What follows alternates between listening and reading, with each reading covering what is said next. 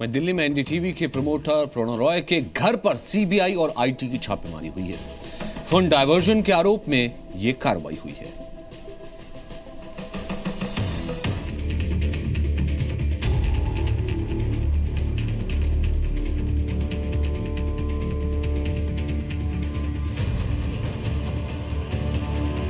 ये है एनडीटीवी के प्रमोटर प्रणव रॉय के खिलाफ दर्ज किए गए सीबीआई के केस की एफआईआर। आज सुबह ही सीबीआई ने डॉक्टर प्रणव रॉय और उनकी पत्नी के घर पर छापेमारी की। फॉरेंसिक एविडेंस भी इकट्ठा किया गया है और इन सब को अब मिला के ये जानने की कोशिश सीबीआई करेगी कि आखिर जो लॉस है, फाइनेंशियल लॉस पहुंचाया है, उस पर क्या क्या दस्तावेज हैं और उन दस्तावेजों के आधार पर कैसे जांच को आगे बढ़ाया जा सकता है। इसके अलावा सीबीआई की 7 सदस्यों की एक टीम ने देहरादून में भी प्रणव रॉय के घर पर छापा मारा। सुबह करीब 7 बजे ही छापेमारी शुरू हो गई थी।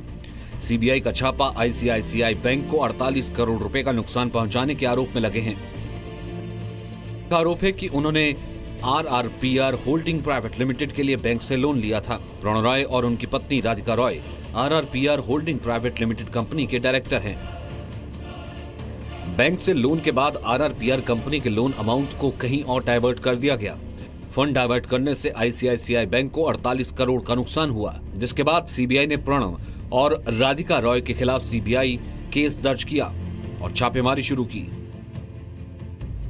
एनडीटीवी ने 2004 से 2014 के बीच में जो घपले किए हैं, जो करीब करीब 2000 करोड़ से ज़्यादा का है, जिसमें मनी लॉन्ड्रिंग है, टैक्स इवेजन है, पब्लिक सर्वेंट्स को घूस देने का मामला है, सरकार के खाते से पैसा हड़पने का मामला है और भी कई तरह के क्रिमिनल ऑफेंस हैं।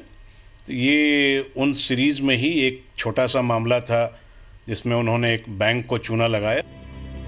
हालांकि एनडीटीवी ने बयान जारी करते हुए कहा है कि सीबीआई झूठे आरोप लगाकर परेशान कर रही है। सरकार ने कहा है कि जांच एजेंसी के काम में उसका कोई दखल नहीं है। Raids conducted by different agencies on a particular channel promoters has nothing to do with the freedom of press. The agencies must have had enough information.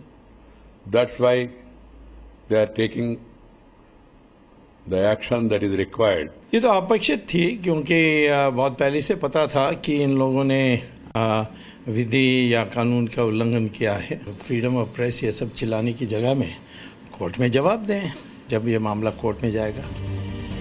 Bureau report, ji media.